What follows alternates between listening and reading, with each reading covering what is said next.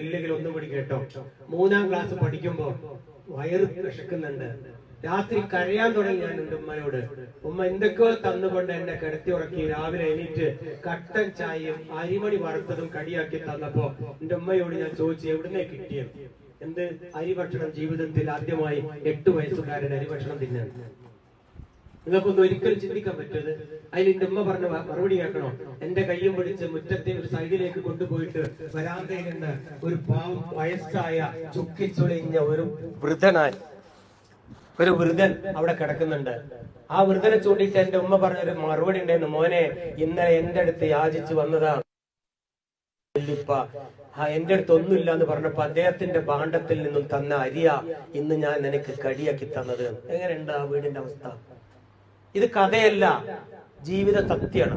വീണ്ടും ഞാന് ഒരു കുപ്പായില്ലല്ലോ, എന്താ ഞാൻ ചെയ്യാ, എനിക്ക് പുതിയ ഉടുപ്പില്ലല്ലോ എന്ന് പറഞ്ഞപ്പോ ആരോ ഒരു വലിച്ചെറിഞ്ഞ ഒരു കുപ്പായം എന്റെ ഉമ്മ പോക്കറ്റൊക്കെ പൊട്ടിപ്പോയത് തുന്നി എനിക്ക് ഇട്ടു തന്ന് ഞാൻ 3ാം ക്ലാസ്സിലെത്തിയതും മറന്നിട്ടില്ല.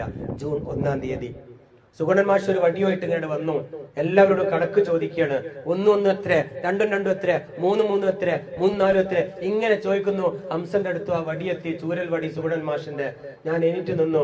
എഴുതിയ മാഷ് പറഞ്ഞത് 2 കൂട്ടണം 3 എത്ര, 5 എനിക്കറിയാം, എഴുതാനും എനിക്കറിയാം. മാഷ് പറഞ്ഞു എഴുതി കാണിക്കടാ. അന്നങ്ങനെയാണ് സ്ലേറ്റിൽ എഴുതിയിട്ട് ഇങ്ങനെ കാണിച്ചു കൊടുക്കലാണ്.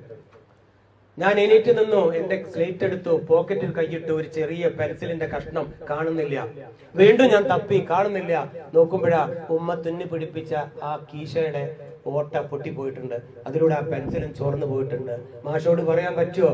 കരയാൻ തുടങ്ങി. മാഷ് വീണ്ടും ചോദിക്കുക, എഴുതു മോനെ, എഴുതടാ എന്നോ. എന്തോ വാവിട്ട് കരയുന്നതിനപ്പുറം എന്തോ അറിയില്ല. ഞാൻ ഒരു വല്ലാത്ത നിലവിളിയാണ് അവിടെ സംഭവിച്ചത്.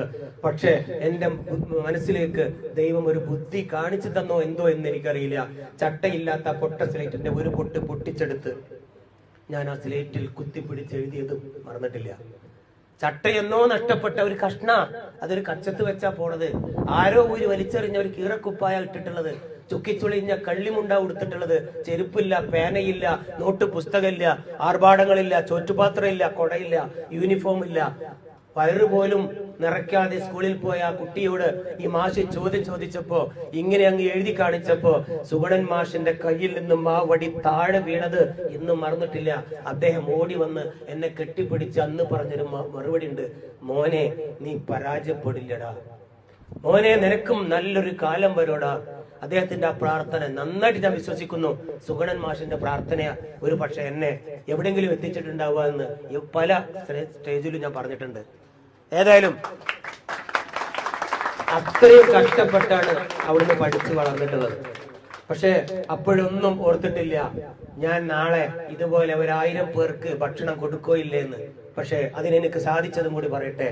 വർഷങ്ങൾ മുന്നോട്ട് പോയി ഉപ്പയുടെ ഓരോ വിഷമങ്ങളും കണ്ട് ഞാൻ ചോദിക്കാൻ തുടങ്ങി, ഉപ്പ സാറില്ല, എനിക്ക് സാറില്ല ഇപ്പൊ, അത് വേണ്ട, ഞാൻ സ്കൂളിലേക്ക് പോണില്ല, ഞാൻ പണിക്ക് പോയിക്കോളാം. അങ്ങനെ 6ാം ക്ലാസ് ഉപേക്ഷിച്ച് പണിക്ക് പോകാൻ തുടങ്ങി.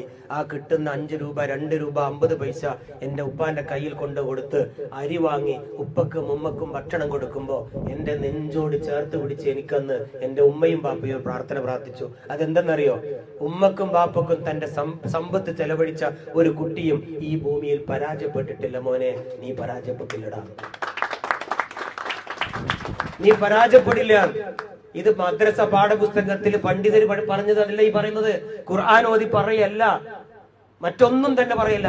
സ്വന്തം രക്ഷിതാക്കളെ സ്നേഹിച്ച ഒരു കുട്ടിയും പരാജയപ്പെട്ടിട്ടില്ല. ഏത് മതത്തിനോടും ഏത് ജാതിയോടും പറയാൻ പറ്റുന്ന ഒരു വലിയ മെസ്സേജ് അല്ലത്. ഇതൊന്നും ഇന്നത്തെ പുതു തലമുറക്ക് പറഞ്ഞാൽ മനസ്സിലാവില്ല. അതുകൊണ്ട് പ്ലീസ് നിങ്ങളുടെ രക്ഷിതാക്കളെ നിങ്ങൾ ഇതുപോലെ ഒന്ന് കണ്ടറിയണം. അവരെ ഇതുപോലൊരു നല്ല സന്ദേശം നിങ്ങൾ അവർക്ക് കൊടുക്കണം. എപ്പോഴെങ്കിലും ഒരു ഹാൻഡ് ഷേക്ക് കൊടുത്ത് ഞാനുണ്ട് കൂടെ എന്ന് പറയാൻ, ഉപ്പ മരുന്ന് കഴിച്ചോ എന്ന് ചോദിക്കാൻ, അച്ഛന്റെ മുഖത്തെന്ത് എത്ര വിഷമം എന്ന് ചോദിക്കുമ്പോ അവർക്ക് കിട്ടുന്ന ഒരു സന്തോഷം പൊന്നു മക്കളെ ഒരു ലോട്ടറി അടിച്ചാൽ പോലും കിട്ടില്ല. അതിനേക്കാളും വലിയ സന്തോഷം ഞാൻ അന്ന് മനസ്സിലാക്കിയതാ. അങ്ങനെ ആ പ്രാർത്ഥന മുന്നോട്ട് പോയി. കുറച്ചും കൂടി മുന്നോട്ട് പോയി. എനിക്ക് പഠിക്കണം തോന്നി. 10ാം ക്ലാസ് ഓപ്പൺ SSLC എഴുതാൻ ഞാൻ ജോയിൻ ചെയ്തു. അക്ഷയ കോളേജ് കോട്ടക്കൽ ജോയിൻ ചെയ്ത് ദിവസവും 7 കിലോമീറ്റർ അങ്ങോട്ടും 7 കിലോമീറ്റർ ഇങ്ങോട്ടും 17 വയസ്സിൽ ഞാൻ നടന്നു. അവസാനം ആ സ്കൂളിൽ നിന്നും എന്നെ പുറത്താക്കി. എന്താ കാരണം? 10 രൂപ ഫീസ് അടയ്ക്കാനില്ല. ഉമ്മയോടാ ഞാൻ ആ സങ്കടം പറഞ്ഞത്. ഉമ്മ എനിക്ക് ആ രോഗിയായി കിടക്കുന്ന ഉമ്മ തന്റെ ആ കറുത്ത കോന്തലക്കെട്ട് അയച്ചൊരു 10 രൂപ തന്ന്, എന്റെ അടുത്ത് ധാരാളം പണമുണ്ടടാ, നീ പോയി പഠിച്ച് നന്നാവടാ, നീയെങ്കിലും രക്ഷപ്പെടുമല്ലോ. അങ്ങനെ ആ ഫീസ് അടച്ചു. പിറ്റേ ദിവസം ഞാൻ വീട്ടിലെത്തുമ്പോഴാ എന്റെ ഉമ്മ ചുമച്ചു, വീണ്ടും ചുമച്ചു. വായിലൂടെ നൊര വരാൻ തുടങ്ങി, നൊരയും പതിയും വരാൻ തുടങ്ങി. വാപ്പ ഓടി വന്ന് എന്നിട്ട് തലയിൽ ഒരല്പം വെള്ളം കുടഞ്ഞു, കണ്ണ് തുറന്നു. ആ സമയത്ത് എന്റെ വാപ്പ ചോദിച്ചു, എവിടെടി ആ കഫ് സിറപ്പ്, ഞാൻ എന്റെ വായിലേക്ക് ഒഴിച്ചു തരാം. തപ്പി നോക്കി, കാണുന്നില്ല. വീണ്ടും പരതി നോക്കി, കാണുന്നില്ല. അതിലാണ് എന്റെ ഉമ്മ പറഞ്ഞത്, ഉപ്പ ഇന്നലെ തന്ന 10 രൂപ കഫ് സിറപ്പിന് തന്ന 10 രൂപ മോനെ, നിനക്ക് ഞാൻ ഫീസ് അടയ്ക്കാൻ തന്നത്, എനിക്ക് വേണ്ടടാ മരുന്ന്, നീ പോയി രക്ഷപ്പെടടാ. നോക്കണം, സ്വന്തം മരുന്നിന് വെച്ച പണം പോലും സ്വന്തം മക്കൾക്ക് വേണ്ടി കൊടുത്ത് നീ പോയി രക്ഷപ്പെടടാ എന്ന് ലോകത്ത് ഏതെങ്കിലും ഒരു വ്യക്തി പറയോ? സ്വന്തം മാതാവല്ലാതെ പറയില്ല മക്കളെ. അതിന്റെ വിലയൊന്നും നിങ്ങൾക്ക് അറിയില്ല. ഒരു ഉമ്മയ്ക്ക് ഉപ്പയ്ക്ക് ഒരു അച്ഛനും അമ്മയ്ക്ക് അത് പറ്റൂ? ലോകത്ത് ആർക്കും കഴിയില്ല. എനിക്ക് വല്ലാത്ത സങ്കടമായി പോയി. ഞാൻ എന്റെ ഉമ്മയുടെ മടിയിലേക്ക് കമന്നടിച്ച് വീണു. ഉമ്മ, എന്തിനാണ് ഈ ഒരു ക്രൂരത എന്നോട് കാണിച്ച്? അതെന്തിനാണ്? ആ മരുന്ന് കഴിച്ചാ പോരെ? ദൈവമേ, ഞാൻ എന്ത് ചെയ്യും? എന്റെ കയ്യിൽ പൈസ ഇല്ലല്ലോ, എന്റെ ഉമ്മയുടെ ചുമ മാറ്റാൻ ഞാൻ എന്ത് ചെയ്യും എന്ന് പറഞ്ഞ് കരഞ്ഞപ്പോഴേക്കിന് ഉമ്മ വീണ്ടും ചുമച്ചു. ആ മടിയിൽ കിടന്ന എന്റെ ഉമ്മ ഈ ലോകത്തോട് ഇവിടെ പറഞ്ഞത്. മരിക്കണ നേരത്ത് പോലും എന്റെ തലയിൽ തൊട്ട് എന്റെ ഉമ്മ ഒരു പ്രാർത്ഥന പ്രാർത്ഥിച്ചു, കരയണ്ട കുഞ്ഞെ, കരയണ്ട. ഉമ്മയെയും ബാപ്പയും സ്നേഹിച്ച ഒരു കുട്ടിയും ലോകത്ത് പരാജയപ്പെട്ടിട്ടില്ലടാ എന്ന് പറഞ്ഞ് തീരുമ്പോഴേക്കിന് എന്റെ ഉമ്മ ഈ ലോകത്തോട് ഇവിടെ പറഞ്ഞു. ആ സങ്കടം ഇന്നും മാറിയിട്ടില്ല, ഇന്നും മാറിയിട്ടില്ല. ഏത് യുവാക്കളെ കാണുമ്പോഴും ഇത് ഞാൻ പറയും. എന്തിനു വേണ്ടി? നിങ്ങൾ നാളെ സങ്കടപ്പെടാതിരിക്കാൻ.